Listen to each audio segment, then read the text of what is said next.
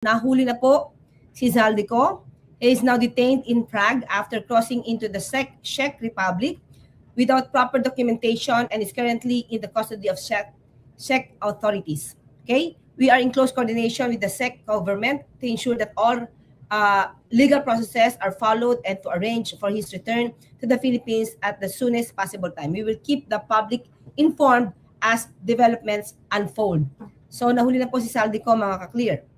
At so hindi po tayo makakapagbigay ng anumang additional information dahil sa inaayos pa po ang mga dokumento para po makabalik dito si Zaldico. Binigyan ko lumalabas dito na siya ay nakadetine, no?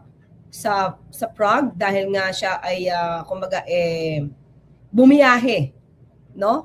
Bumiyahe patungong Czech Republic na without proper documentation. Alam naman natin kasi mga ka-clear na siya ay wala ng passport. Okay? Cancel po kasi ang passport ni Zaldico.